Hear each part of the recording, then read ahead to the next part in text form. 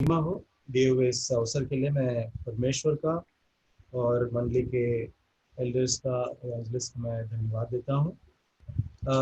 एक बड़े सुंदर मूड को अभी हम देख रहे थे, गाने को हम गा रहे थे, लेकिन मैं आपको एक ठीक उसके उलट एक मूड में ले जाना चाहता हूँ। मेरे साथ निकालिए यूहन्ना उसका 11वां अध्याय, उसका 35वां वचन। सबसे परिचित, सब सुपरिचित एक वचन है। यूहन्ना उसका 11वां अध्याय, उसका 35वां वचन। John chapter 11 verse 35। तो हम जानते हैं यहाँ पर क्या लिखा हुआ है। सबसे छोटा वचन, यीशु रोया। और सबसे बाइबल का सबसे छोटा वचन है, लेकिन शायद इससे बड़ा मैसेज या इससे बड़ा एक मीनिंगफुल वाक्य शायद ही हमें बाइबल में कहीं और देखने को मिलता है। और मैं कहीं पढ़ रहा था, चार्ल्स स्पर्जन जो परमेश्वर के दास, उन्होंने लिखा था एक कहीं कि न्यू टेस्टमेंट को जिस व्यक्ति ने छोटे छोटे वचन में तोड़ा है और उसने अपनी मर्जी के हिसाब से कहीं पे भी उस वचन को तोड़ दिया है, काटा है, लेकिन और इस गलती को मैं माफ कर सकता हूँ सिर्फ इसी बात के लिए कि ये जो एक वचन है जॉन 11 उसका 35, जो उस व्यक्ति ने उसे जैसा कहता तैसा छोड़ दिया, उसे सिर्फ 2 शब्दों में उसे रख दिया और ना उसमें कुछ जोड़ा और ना उसमें से कुछ हटाया। और हम यहाँ पर एक बहुत ही सुंदर चित्रण को देखते हैं।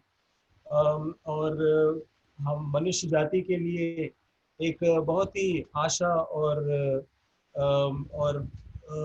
बड़े ही आनंद का एक विषय। लेकिन हम यहाँ पर जब सीन देखते हैं तो एक सॉम्बर सा सीन है, एक सॉरोफुल सीन है। हम जानते हैं इन वचनों के इसके इसके बैकग्राउंड को हम अच्छे से जानते हैं। यहाँ पर क्या हो रहा है, यहाँ पर हम जानते हैं कि लाजरस की मृत्यु हो गई है और प्रभु कुछ समय जहाँ पर था वहाँ पर बिताने के बाद उस परिवार से मिलने आया है।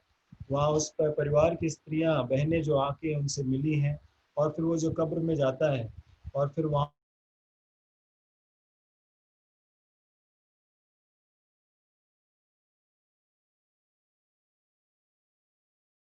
परिवार से प्रेम करता था और उनके दुख के कारण वो रोया। हाँ, ये एक बात ज़रूर हो सकती है। लेकिन हम ये भी बात को देखते हैं कि प्रभु यीशु मसीह कुछ ही समय के बाद उस परिवार को हर्षित करने वाला है। हम देखते हैं कि प्रभु यीशु मसीह कुछ ही समय के बाद उस परिवार में एक बहुत ही आनंद को भरने वाला है। हम आगे पढ़ते हैं कि किस प्रकार उस परिवार में जो खुशियां खो गई थी उसे वो लौटाने वाला है। तो ये बड़ा इसके चांसेस बहुत कम है कि परमेश्वर ने उनको दुखों, उनके उस प्रेजेंट दुखों को देखकर उसने वहाँ पर अपने आंसू को बहाया है। लेकिन अगर हम पॉसिबल आंसर्स की तरफ देखें तो एक आंसर हमें वो एक अल्टीमेट आंसर दिखता है, जो ये है कि प्रभु यीशु मसीह जो अदन की वाटिका में था और वो अदन वाटिका को बनाया, जिसने अपने वचन से सारी सृष्टि किया, अपने हाथों से मानव जाति का मनुष्य को बनाया। और जब वो उस मनुष्य जाति के इस मौजूदा उसके सिचुएशन को देख रहा है कि वो एक एक पाप में गिरा हुआ एक जीव है, और जो उस पाप के कारण होने वाले जो दुष्परिणाम है, जो मृत्यु है, उसको भोगने वाला एक व्यक्ति इस दुनिया में रह गया है। उसकी कंडीशन को, उस प्रेजेंट कंडीशन को देखकर वो दुखी हो रहा है। हमें इस बात को ऐसा लगता है कि वो ये बात रहा होगा, क्योंकि हम जानते हैं कि परमेश्वर भूतकाल को, भविष्य काल को और फ्यूचर को एक साथ देखने वाला परमेश्वर है।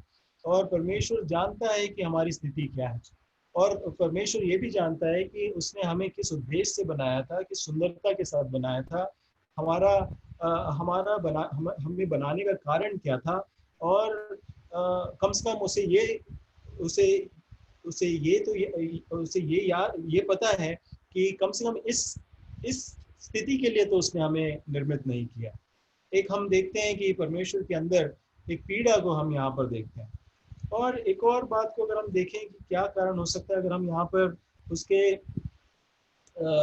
आगे और पीछे के वचनों को हम पढ़ते हैं, अगर हम दूसरे उसके बाद के अध्याय 12वें अध्याय उसके 27वें वचन में जाते हैं, तो वहाँ पर लिखा हुआ है जॉन चैप्टर 12 उसका 27, अब मेरा जी व्याकुल है, इसलिए अब मैं क्या कहूँ, हे पिता मुझे इस घड़ी से बचा, नहीं क्योंकि मैं इसी कारण इस घड़ी को पहुंचा हूँ। हम यहाँ पर समझ सकते हैं कि प्रभु यीशु मसीह एक और कारण से विचलित हैं, और जो वर्ड यहाँ पर ट्रबल्ड लिखा हुआ है वही वर्ड यहाँ पर जब हम जो भाग हम पढ़ रहे थे ठीक उसके ऊपर वाले 33वें वचन में भी हम देखते हैं, उदास और व्याकुल हुआ, बहुत ही उदास और व्याकुल हुआ। और ये ट्रबल या व्याकुल होने की एक स्थिति को हम यहाँ पर भी पाते हैं। हम जानते हैं कि ये ऐसी घटना थी, लाजर को जिलाना, जो एक टर्निंग पॉइंट था परमेश्वर के इस प्रभु यीशु मसीह के इस अर्थली मिनिस्ट्री में। क्योंकि हम इस बात को देखते हैं कि जैसे ही उसने लाजर को जिलाया, तो बहुत सारे यहूदी उसको जानने लगे, उसके पीछे आने लगे और प्रभु यीशु मसीह को अपना उद्धारकर्ता ग्रहण करने लगे।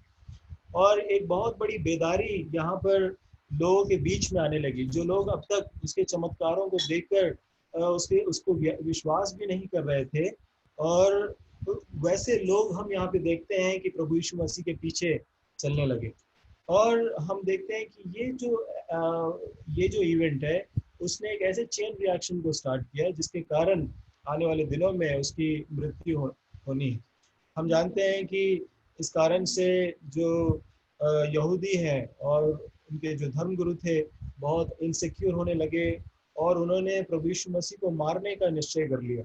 इस बात को हम अच्छे से इस वचन 12वें अध्याय को हम जब पढ़ते हैं तो वहाँ पर हम पाते हैं, और हम देखते हैं कि प्रभु यीशु मसीह हालांकि इसी मृत्यु के लिए इस दुनिया में आया था।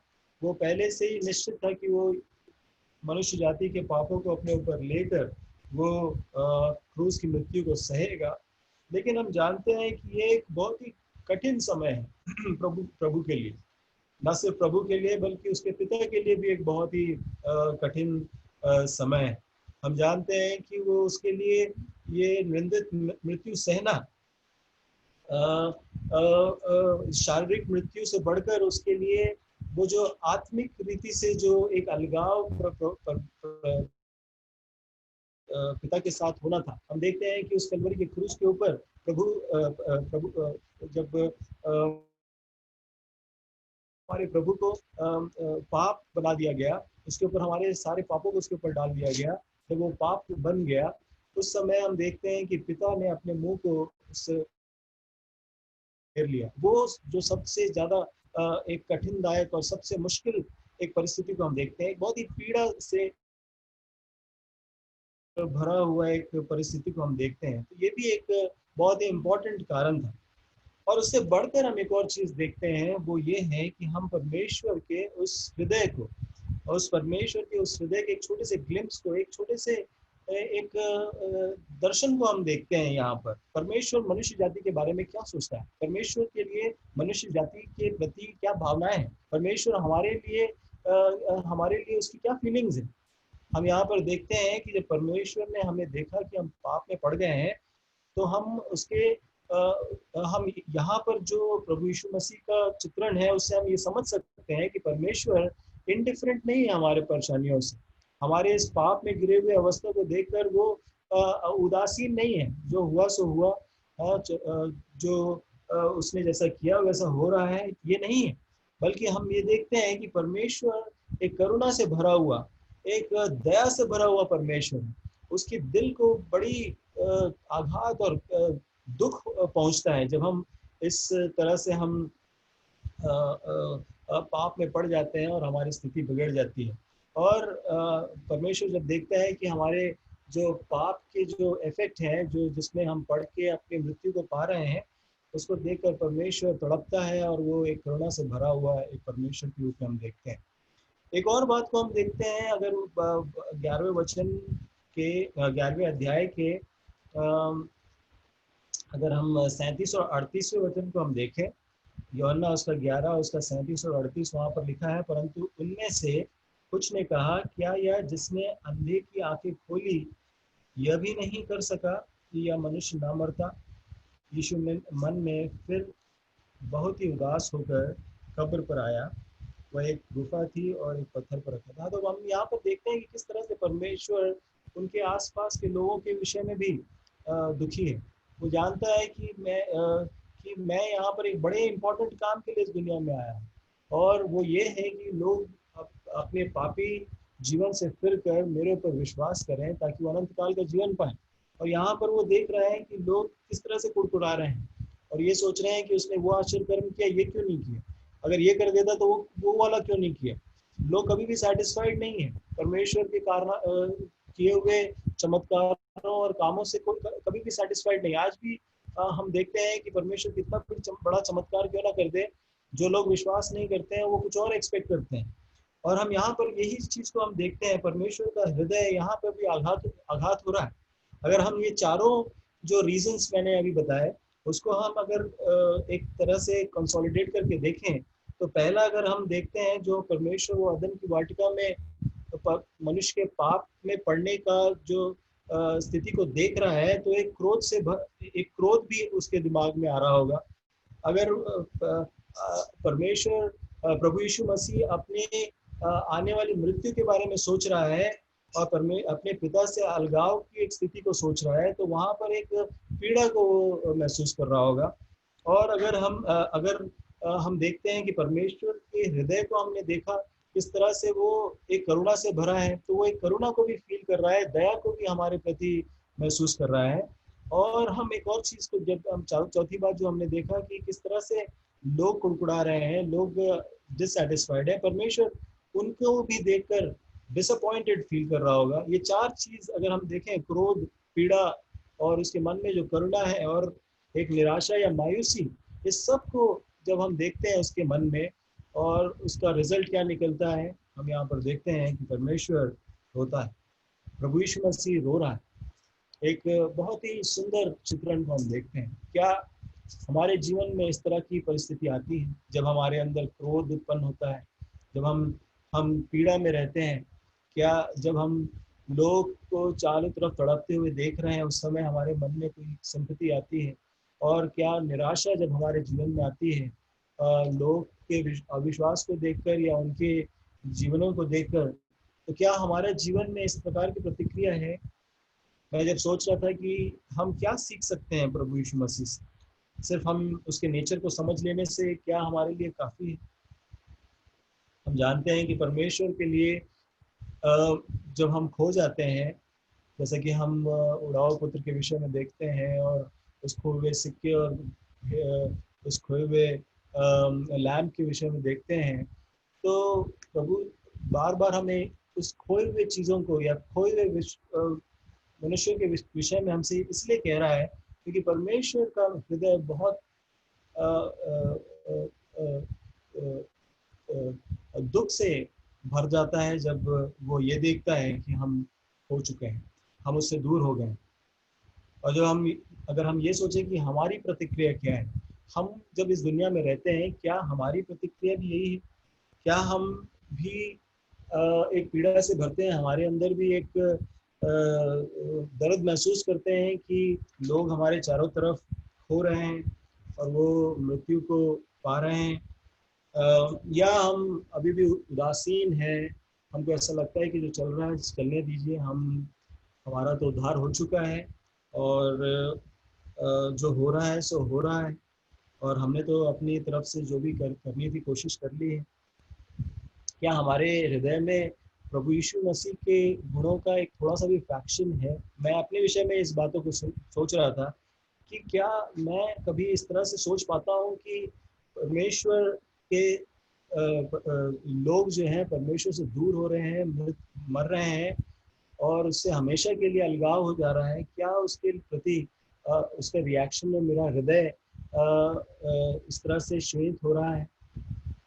हम बार बार इन विषयों को सुनते हैं कि किस तरह से हमें प्रभु यीशु मसीह के गुणों में बढ़ते जाना है, उसके जैसे बनते जाना है।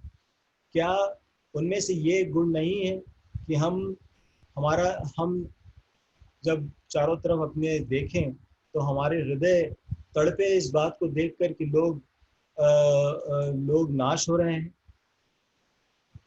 अगर हम परमेश्वर के सबसे बड़े कमांडमेंट को देखें, मत्ती उसका 22वां अध्याय उसका 37 से 29 में अगर आए हम, मत्ती उसका 22वां अध्याय, हम जानते हैं कि यहाँ पर जो सबसे बड़ा जो कमांडमेंट है वो परमेश्वर ने हमारे सामने रखा। यहाँ पर ऐसा लिखा है, उसने उससे कहा कि परमेश्वर अपने प्रभु से अपने सारे मन और अपने सारे प्राण और अपने सारी बुद्धि के साथ प्रेम रख। बड़ी और मुख्य आज्ञा तो यही है, और उसी के समान यह दूसरी भी है कि तू अपने पड़ोसी से अपने समान प्रेम रख। ये सब चीज़ें हम तभी कर सकते हैं जब हमारे अंदर हम परमेश्वर के सामने तभी रो सकते हैं, इन बातों को लाकर रख सकते हैं जब हम इन दो आज्ञाओं को मान रहे हैं। जब हम परमेश्वर की उस होलीनेस को और परमेश्वर की उस राइचियसनेस को और उसके गुणों को सब समझकर हम उसकी आराधना करते हैं, हम ये समझते हैं कि परमेश्वर जो है वो हमारा उद्धार करता है, उससे उसके अलावा हमारा जीवन में और कोई चारा नहीं है।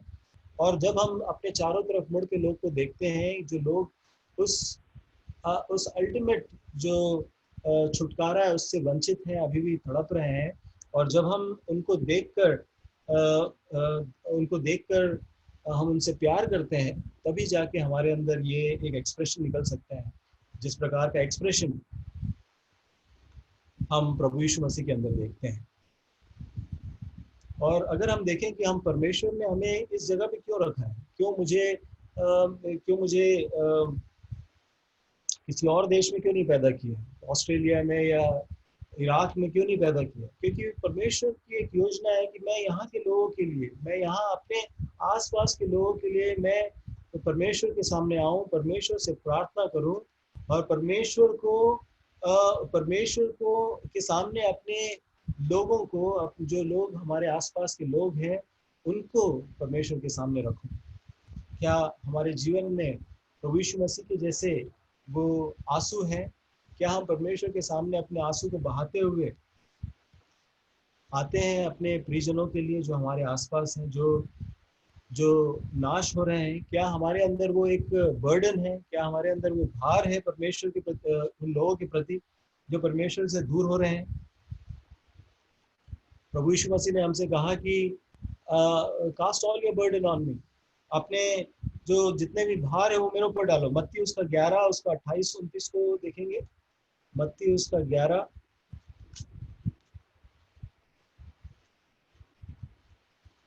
मत्ती उसका 11वां अध्याय उसका 28-29 और 30 यहाँ पर लिखा है, हे सब परिश्रम करने वालों और बोझ से दबे हुए लोग, मेरे पास आओ और मैं तुम्हें विश्राम दूंगा। मेरा जुआ अपने ऊपर उठा लो और मुझसे सीखो, क्योंकि मैं नम्र और मन में दीन हूँ, और तुम अपने मन में विश्राम पाओगे, क्योंकि मेरा जुआ सहज और मेरा बोझ हल्का है। क्या परमेश्वर यहाँ पे जिस बोझ की बात कर रहा है वो हमारे नौकरियों के विषय में है, सिर्फ क्या हमारे कामों के विषय में, हमारे खाने पीने के विषय में, क्या हमारे स्वास्थ्य के विषय में, क्या ये सारे संसार में जो अभी हो रहा है उसके विषय में ही है?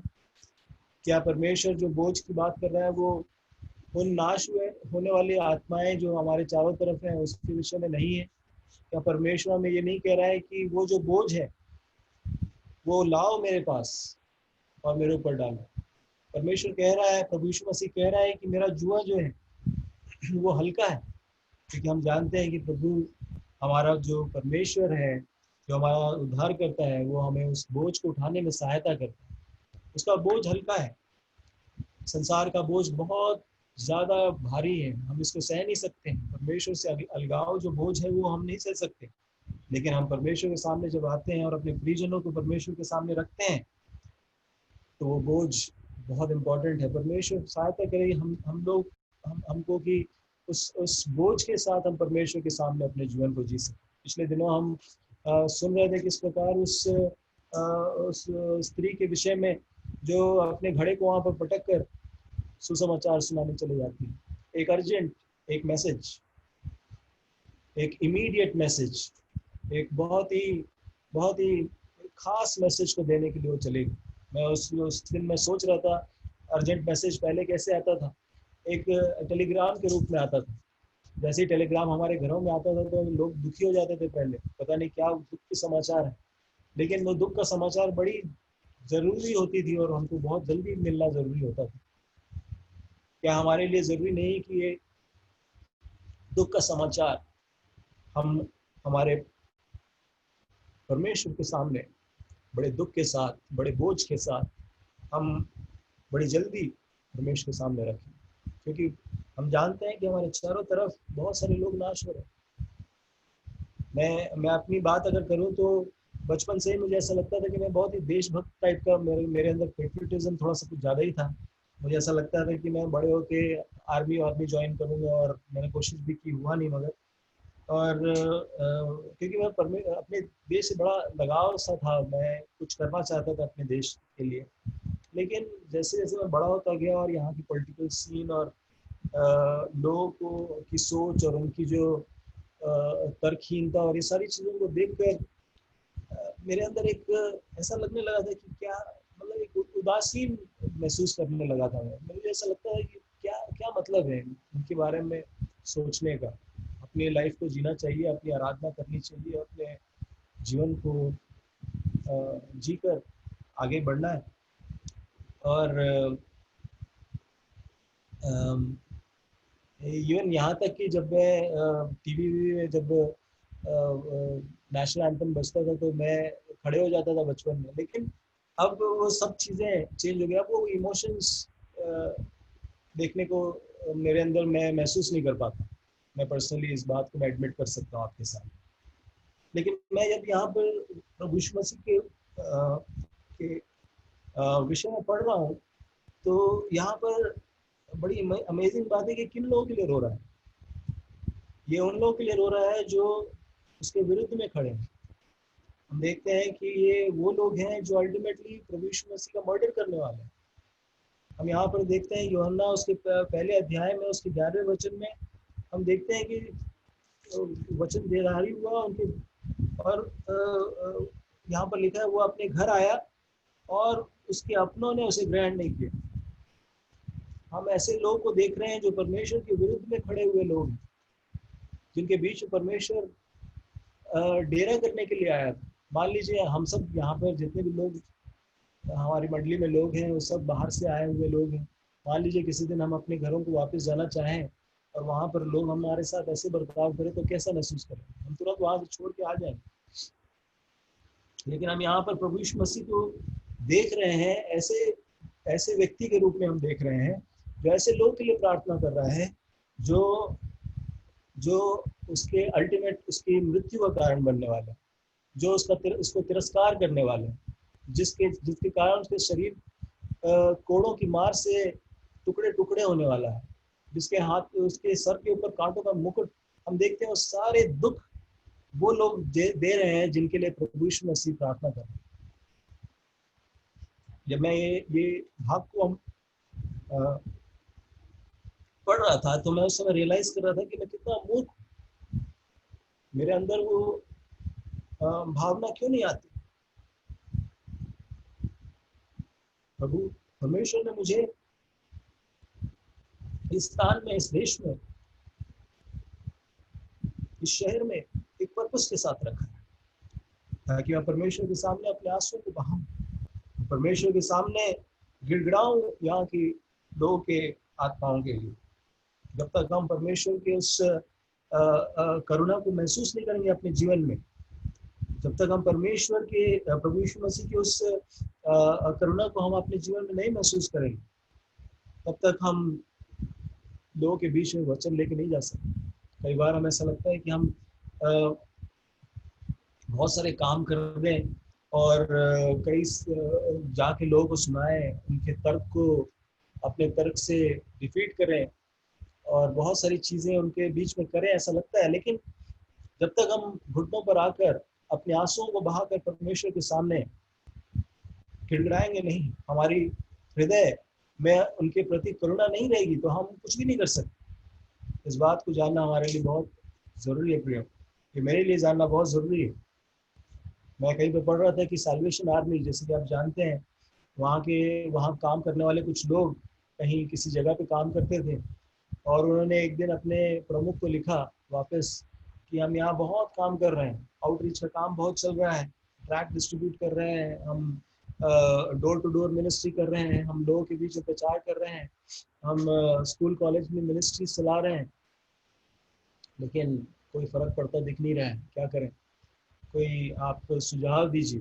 तो जो टेलीग्राम का जो रिस्पांस में एक जो टेलीग्राम आया, उसमें सिर्फ दो ही शब्द लिखे हुए थे। वो दो शब्द था ट्राई टीयर्स, आंसुओं को एक बार अपने जीवन में या अपने मिनिस्ट्री में जगह दें। हमारे लिए बहुत इम्पोर्टेंट है प्रिय, बहुत ज़रूरी है इन दिनों में कि हम अपने आंसुओं के साथ परमेश्वर के सामने आए। न सिर्फ हम अपनी ज़रूरतों के लिए, हमारे प्रियजनों की ज़रूरतों के लिए, हमारी भौतिक ज़रूरतों के लिए ज़रूरी है, नो डाउट, और उससे बहुत ज़्यादा अधिक ज़रूरत ये है कि हम उन लोगों के लिए हम प्रार्थना करें जो हमारे चारों तरफ नाश हो रहे हैं। आजकल हम देख रहे हैं कि अ, अ, आजकल हम देख रहे हैं कि बहुत सारे जो मैसेजेस, जब से ये पैंडमिक स्टार्ट हुआ है तब से मैं ऑब्जर्व कर रहा हूँ कि हालांकि होना ये चाहिए था कि अधिकतर मैसेजेस इस विषय में होना चाहिए था कि परमेश्वर हमें बचा लेगा, किस तरह से हमारी प्रार्थना सुनता है, परमेश्वर हमें देखभाल करता है, इस मुसीबत की घड़ी में भी हमें संभालता है, मृत्यु की तराई से जब गुजरते हैं तो परमेश्वर हमें रक्षा करता है। ये सारी बात होनी चाहिए थी, लेकिन मैं ऑब्जर्व ये कर रहा हूँ कि अधिकतर मैसेजेस जो इस बारे में है कि प्रभु यीशु मसीह का आगमन बहुत निकट है, प्रभु यीशु मसीह आने वाला है, परमेश्वर का समय आ चुका है।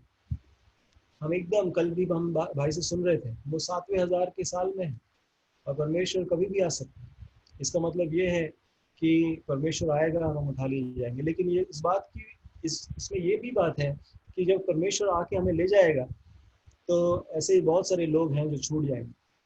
उनमें से बहुत सारे ऐसे लोग हैं जो जिनको हम जानते हैं, जिनसे हम बात करते हैं, जिनसे हम प्रेम करते हैं, और वो लोग हमेशा हमेशा के लिए उस अनंत काल के नाश और उस नरक की आग में जलेंगे। ये हमारे लिए बहुत इम्पोर्टेंट है कि हम परमेश्वर के सामने अपने घुटनों पर आकर परमेश्वर के सामने ये सारी बातों को रखें और प्रार्थना में अपने समय को बिताएं, और रो रो के हम प्रार्थना करें और गिड़गिड़ाएं कि परमेश्वर उन आत्माओं को बचा ले, क्योंकि हम जानते हैं कि हमारी जो मिनिस्ट्री है या जो हम काम करते हैं उसमें एक लिमिटेशन है। जो हम वचन सुनाते हैं या तर्क देते हैं, इस सब में हो सकता है कहीं ना कहीं कमी रह जाए, लेकिन जब हम परमेश्वर के उस अनुग्रह के सिंहासन के सामने जब आते हैं और परमेश्वर के सामने गिड़गिड़ाते हैं, वो एक ऐसा स्थान है जो जहाँ पर अनलिमिटेड पॉसिबिलिटीज, जहाँ पे कोई लिमिट नहीं है। परमेश्वर हमें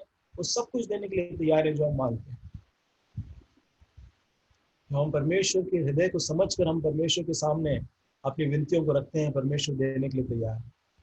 हमें ये बहुत इम्पोर्टेंट अपने जीवन में है प्रियो। बार बार मैं इस बात को शायद मैं आपसे कह रहा हूँ, लेकिन मैं ये अपने आप को स्मरण दिलाता हूँ कि हम प्रार्थना में अपने समय को बिताएं और हम उन लोगों के लिए प्रार्थना करें जो नाश हो रहे हैं। एक और बात को मैं आपके सामने रखना चाहता हूँ। कल एक वचन हम पढ़ रहे थे, बड़ी अच्छे से पढ़े हैं हमने उस वचन को, उस पर फिर से आएंगे।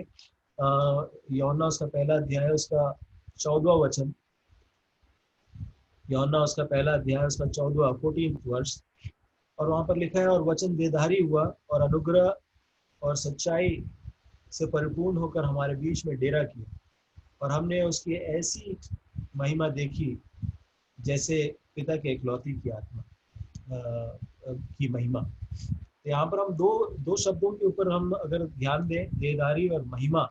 देदारी हमें दिखाता है कि प्रभु यीशु मसीह जो है टोटल एक मनुष्य था और उसकी ह्यूमैनिटी को दिखाता है, और उसकी जो महिमा उसकी डेटी को या उसके ईश्वरत्व को दिखाता है। और हम जब यहाँ पर प्रभु यीशु मसीह को लाजर के उस ग्रेव के ऊपर रोते हुए देखते हैं, तो हम देखते हैं यहाँ पर डेमोन्स्ट्रेशन ऑफ बोथ, दोनों के मिलाप को हम वहाँ पर देख रहे हैं। ऐसा परमेश्वर जो एक मनुष्य में होकर हमारी पीड़ाओं को समझकर रो रहा है, और सिर्फ बात वहाँ पर रुकती नहीं है। हम जानते हैं उसने अपने ईश्वरत्व का परिचय देते हुए उसने कलवरी के क्रूस के ऊपर अपने जान को दिया। और हम देखते हैं कि बात वहीं खत्म नहीं होती। हम जानते हैं प्रभु यीशु मसीह तीसरे दिन जी उठा और उसने मृत्यु को हराया। हम चारों तरफ लोगों को बड़े बड़े ज्ञान की बातें सुनते हैं कि मृत्यु एक अल्टीमेट रियलिटी है, वही सब कुछ है, अल्टीमेट वही है। हाँ, अगर वो ऐसा सोचते हैं तो उनके लिए ज़रूर है, लेकिन हम जानते हैं हमारे लिए मृत्यु अल्टीमेट रियलिटी नहीं, जीवन हमारे लिए अल्टीमेट रियलिटी। क्योंकि हमारे में हमेशा, क्योंकि हमारे हमारे प्रभु ने उस मृत्यु को हरा दिया है। हम जानते हैं, वचन कहता है, मृत्यु तेरी डंक कहाँ रही। हम जीते हुए परमेश्वर के साथ में चलने वाले लोग, हमारे लिए मृत्यु रियलिटी नहीं बल्कि एक जीवन जो है हमारे लिए रियलिटी है। और एक और बात को मैं आपको चाहता हूँ कि जब हम एथिस्ट से कुछ लोगों से आर्ग्यू करते हैं, और मैं कई बार डिबेट्स को भी सुनता हूँ, तो उसमें कि जो सबसे मुश्किल सवाल जो लोग एक एथिस्ट को लगता है कि उसने पूछकर एक एक मसीह को चुप कर दिया है, वो ये है कि इस दुनिया में इतना सफरिंग है, इतना पेन है, इतनी तकलीफ है, परमेश्वर कहाँ है। और मैंने देखा है कि किस तरह से मसीह लोग जवाब देने में बहुत तकलीफ में आते हैं। नो डाउट ये बहुत सबसे ज़्यादा डिफिकल्ट आंसर है, लेकिन जब हम यहाँ पर प्रभु यीशु मसीह को देख रहे हैं और उसके उस चित्रण को देख रहे हैं, वो रो रहा है और यूहन्ना उस बात को बड़ी गंभीरता के साथ रख रहा है, तो यहाँ पर हमको उसका आंसर मिलता है। फिर हम देखते हैं कि परमेश्वर हमारे हमारे तकलीफ से जुदा नहीं, वो हमसे अलग नहीं रहता, वो हमारे हमारे तकलीफ का एक पार्ट बन जाता है। हम बहुत सारे अलग वर्ल्ड व्यूज को जब हम देखते हैं तो वहां पर एक उदासीनता को देखते हैं। हाँ, जो आपने किया, आपने जैसा किया वैसा भुगतो। या हम ऐसा देखते हैं कि एक ये माया है, जो तुम गलत काम कर रहे हो वो कोई गलत काम नहीं है, जो अच्छा काम कर रहे हो वो कोई अच्छा काम नहीं है। लेकिन हम यहाँ पर प्रभु यीशु मसीह को देखते हैं कि he is telling us that this part of our life, this sinful nature and its consequences, it is not an illusion। वो कोई illusion नहीं है, वो सत्य है। लेकिन प्रभु यीशु मसीह हमें ये भी बताता है कि उसके पास उसका सोल्यूशन भी है। जब उसके सामने आते हैं और उसको अपना जीवन का उद्धारकर्ता ग्रहण कर लेते हैं, तो हम उस सफरिंग से अलग हो सकते हैं। वो हमें प्रॉमिस करता है कि ये सफरिंग कुछ समय के लिए, वो हमेशा हमेशा के लिए सफरिंग से हमें अलग कर देगा, हमारे आंसू पोंछ देगा। और उस आंसुओं में शायद आप एग्री करें या ना एग्री करें, तो उस बात के लिए भी है कि जब हम स्वर्ग में जाएंगे और वहाँ पर हम लोगों को नाश होते हुए या उनको जजमेंट पाते हुए देखेंगे, तो वहाँ उस समय हमारे आंसू जरूर निकलेंगे। परमेश्वर हो सकता है हमारे वहाँ पर हमारी मेमोरी को भी डिलीट करेगा, नहीं तो स्वर्ग हमारे लिए कोई स्वर्ग नहीं रह जाएगा, हमारे आंसू को पोंछने वाला परमेश्वर। लेकिन जब तक हमें परमेश्वर यहाँ पर समय देता है, हम परमेश्वर के सामने बड़ी गंभीरता के साथ, बड़ी बड़ी आंसुओं के साथ परमेश्वर के सामने आए। मैं एक प्रचारक के बारे में पढ़ रहा था कि उसको छोटी सी उम्र वो प्रचार करने लगा, और एक दिन वो कहीं पे प्रचार करने गया अपने पिता के साथ, और उस दिन वो नरक के विषय में प्रचार किया और लोगों ने बड़ी सराहना किया उससे उसकी। और जब वो घर वापस आ रहा था तो उसने रास्ते में अपने पिता से पूछा कि पिताजी, मेरा वचन कैसा था, मैंने कैसे सरमन दिया, आप बताइए मुझे। तो उसके पिता ने बोला कि तुमने बहुत अच्छा प्रश्न, तुमने जो बात कही बहुत अच्छा किया, लेकिन अगर तुम्हें और उसने नरक के बारे में बताया था, तो उसके पिता ने कहा कि अगर तुम्हें नरक के विषय में जब प्रचार करना हो और तुम्हारे अगर आंसू न निकलते हो, तो तुमको ऐसा नहीं करना चाहिए, तुम्हें प्रचार ही नहीं करना चाहिए। क्योंकि एक नरक जो है, जो लोग नाश होने वाले हैं, वो कोई सामान्य सी घटना नहीं है, ये बहुत ही एक पेनफुल घटना होने वाली है। अगर हम स्वर्ग में भी बैठे रहेंगे तो उस समय बड़ी तकलीफ के एक मंजर को देखने को मिलेगा, और उसके लिए परमेश्वर हमारी ओर देखेगा। क्या हमने उनके लिए प्रार्थना किया, क्या हमने उनके लिए गंभीरता से प्रार्थना की। यहाँ पर मैं यही छोटी सी बात आपके सामने आज रखना चाहता हूँ। प्रभु यीशु मसीह को जब हम देखते हैं वहाँ पर, तो वहाँ पर वो रो रहा है, उसके मनुष्यत्व को और बाकी सारी चीज़ों को हम देखते जरूर हैं, लेकिन हम उसके हृदय को देखते हैं, वो किस तरह से करुणा से भरा हुआ परमेश्वर है, किस तरह से दयालु पिता है। वो हमें हमारी परिस्थितियों को देखकर अलग नहीं है, वो इंडिफरेंट नहीं है, लेकिन उसका एक पार्ट बन जाता है। क्या हम चारों तरफ लोगों को देखकर, उनके तकलीफ को देखकर, अपनी आत्मिक नजरों से, हम अगर शारीरिक नजरों से देखते हैं तो सिर्फ हमें पाप ही नजर आता है। हर चीज या तो आउट ऑफ प्रोपोर्शंस लगते हैं, या जरूरत से ज्यादा अच्छा या खराब लगते हैं। मगर हम जब अपनी आंखों से देखें तो हमें एक तड़पता हुआ एक संसार दिखता है। और जब हम ऐसा देखते हैं तो क्या हम प्रार्थना के साथ परमेश्वर के सामने आए? आइए प्रियो, बड़ी गंभीरता के साथ परमेश्वर के सामने जाए। हम अपने पर्सनल प्रेयर्स में, हमारे जो पारिवारिक प्रार्थना है उसमें परमेश्वर के सामने जाए, अपने आंसुओं को बहाएं। उन लोगों के लिए जो परमेश्वर से दूर है, उन लोग के लिए जो परमेश्वर के उस अनुग्रह के सिंहासन से अभी भी दूर है, जिन्होंने अभी तक परमेश्वर के उस प्रेम को नहीं चखा, परमेश्वर के उस हृदय को नहीं देखा है। हमने इस बात को जान लिया कि उसका हृदय प्रेम से भरपूर है, उससे ज्यादा हमसे और कोई प्रेम नहीं कर सकता। तो आइए प्रियो, हम उस भावना के साथ, उस बड़े बर्डन के साथ परमेश्वर के सामने जाए। परमेश्वर के नाम की महिमा।